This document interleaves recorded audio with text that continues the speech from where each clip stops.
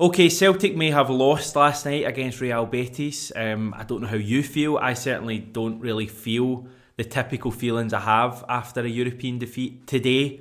I think there was loads and loads of positives for Celtic last night. We were playing against a pretty good side, a side who finished 6th in La Liga, one of the best leagues in the world last season. A team who could bring on, I think, 2 or 3 internationals as subs last night and started with numerous other ones, top players that they'd spent tens of millions of pounds on in their starting lineup. We, by contrast, are a very new team, a team very much still in its infancy. And if you were to look at the Celtic starting lineup last night, off the top of my head, you'd probably have at least 6 or 7 players who were signed this summer. So that shows kind of how new and inexperienced this Celtic team are. And obviously we had so many injury problems as well. 5, 6, 7 players, key players, all missing, all unavailable to start the game or even come on as subs last night. It really was, despite the result, a pretty encouraging 90 minutes. I should probably have told my face that last night as I did the live reaction with Stevie and Ewan. Listen, we got a little bit of criticism from you wonderful people saying that we were overly negative. I totally get it.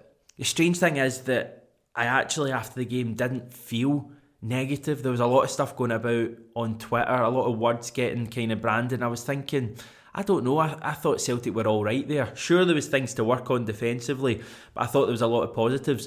And then for some reason I came onto the video and I did look tone-faced and I probably didn't lead the conversation in positive enough direction. Listen, I'm old enough, certainly tall enough and certainly ugly enough to take a bit of criticism. We appreciate all the feedback we get. And yeah, we move on. It's sometimes difficult to find the tone spot on after these matches, especially when you're recording literally 5 minutes after full time. But we'll work at it. As I say, we appreciate all the feedback. Today, I'm going to learn my lesson and I'm going to do a really positive video. In fact, we're going to have a completely positive video. I'm not even going to mention any negatives to do with Celtic at the moment. Why? Because life is too short.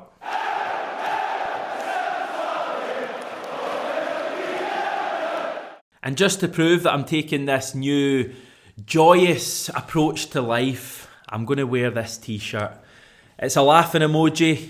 If you've never seen one of them before, you've probably got a problem, and I've probably got a problem wearing one, to be honest. But the idea is that even if my face isn't leading the way, so to speak, with joy, then my t-shirt will be. I can probably wear this after every single Celtic defeat this season as well, and raise the spirits of my co-contributors on the channel. Shall we chat about some positives then from last night? How about 3 players who I thought stood out above everyone else? They may not be the first 3 that would come to your mind, but certainly for me there was 3 players in particular that I looked at and I went, that was pretty decent. The first one's Jota. The guy looks an incredible talent. I said in one of my positive comments in the reaction last night that he looked like a superstar. I stick by that. I honestly, being biased, yes, I will admit to that before I say what I'm about to say. I honestly thought he was the best player in the park last night. He was just absolutely excellent.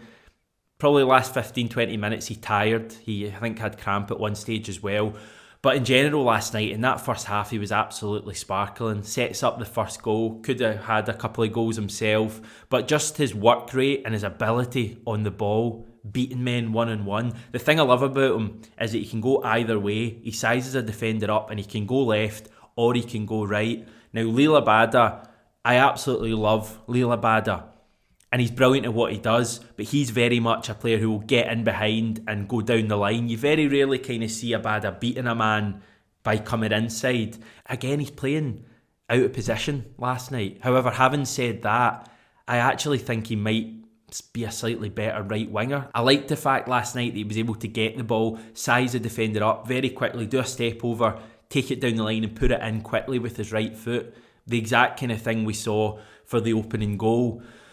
Can he do that as well on the left? We'll need to wait and see. But the big difference last night for me with Jota was that he had space to run into. I thought he was good against Ross County as well, but it was all in front of County players.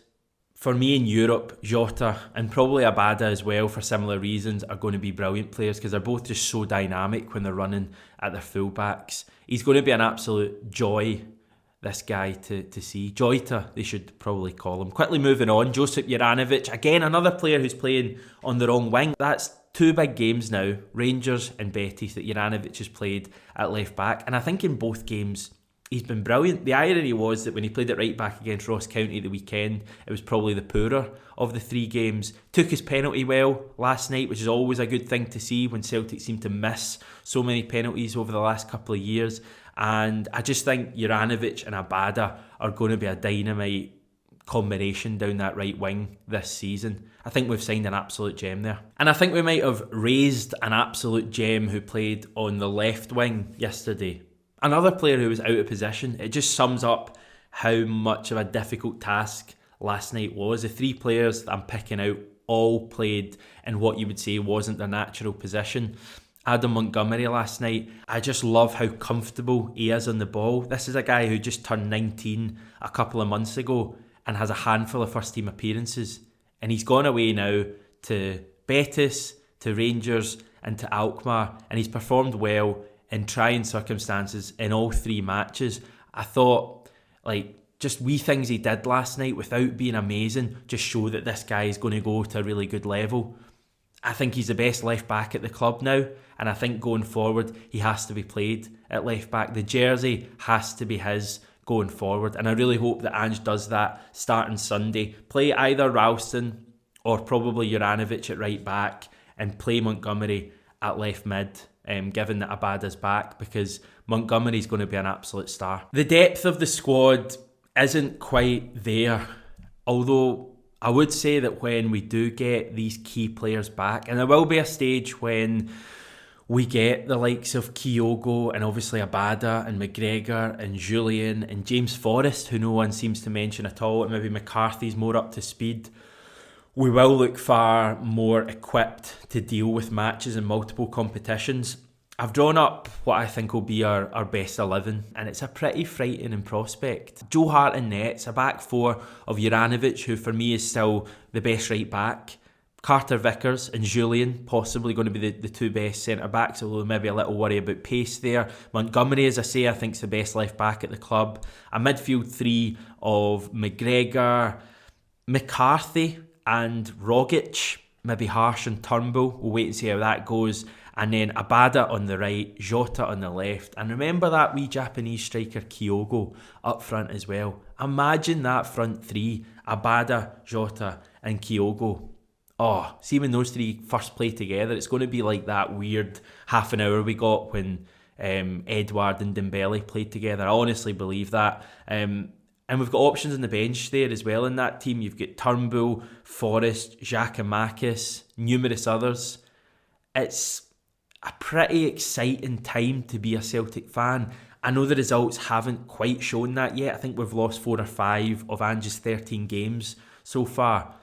But I genuinely do believe that in months to come we are going to see the best of this Celtic side. Ange thinks that too. After the game he was quoted as saying, "We're just going to get stronger, there's no doubt about that." And I don't think you would find many Celtic fans who would disagree with that. This is a Celtic team that are on the ascendancy, and we've already seen glimpses of what the football can be like in that kind of 5-game home winning run we had in a row. And I just think we'll see more and more as time goes on. Sure, there's things we need to work on. The defence still concerns me, and I actually wonder if we did have everyone fit, if it would have been much different last night. We'd still probably have shipped at least 3 goals, but that's a negative, and we can deal with that tomorrow, because today we're only dealing with positives.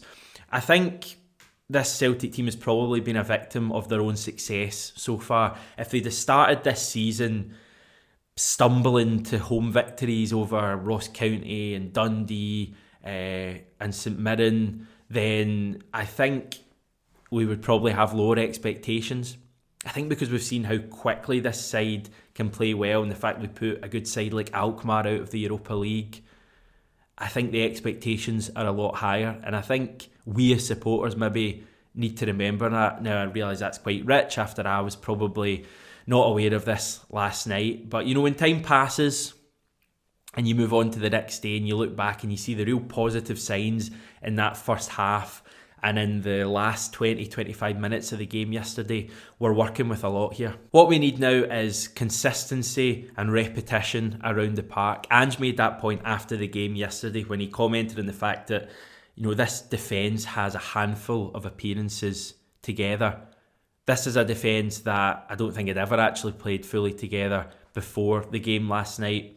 All 5 players in that defence, if you include Joe Hart, weren't part of Celtic's plans last season. 4 have been signed this summer, and Anthony Ralston is so far out of the picture last year. We're dealing with a new Celtic team and probably even more so a new Celtic defence. But Ange has to try and get these players working together and get that repetition and consistency, whatever you want to call it, in the Celtic team moving forward. It was fine to lose last night because the expectations were relatively low in terms of the fact we were missing so many players and we were up against a good side. It's not fine to lose on Sunday. It's not fine to even drop points on Sunday, even if we are missing still 3 or 4 players. We have to win Sunday. You look at our next 4 away games in the league. We've got Livy obviously on Sunday, and then after that Hibs, Aberdeen and Motherwell all coming up away from home. That is 4 really, really tricky games at the start of the season, grounds that we have struggled at over the last 3 and 4 seasons. Imagine we came through that run with 12 points out of 12 on the road. Imagine the statement it would send out from this Celtic team. They have to just start putting the building blocks into place, and they can do that on Sunday. Just go to Livy and win the game. It's all we really ask. I'm relatively okay about our chances in that game. Livy haven't started the season well, but you're always going to be concerned going to the Tony Macaroni on that pitch, a place that we've really struggled to play our passing football. You know they're going to make the pitch even slower than it already is. You know we're maybe going to have to play a different way to get the result. And I think the question mark is still there over whether Celtic can adapt to maybe more difficult away grounds. It's all right doing it at Celtic Park. Can we go to Livingston and win? We'll find out on Sunday. I should say tomorrow we'll have a preview to the match. I'm going to speak to a Livingston fan who I know well, and he's going to give me a bit of an insight into Livingston, how they've started the season. I'll probably do a bit of chatting as well on that video. And yeah, one final thing I want to do on today's video is put a shout out for subscribers. Now, as you'll know, we made it to 20,000 about a week ago. In fact, I think it was exactly a week ago. Great achievement.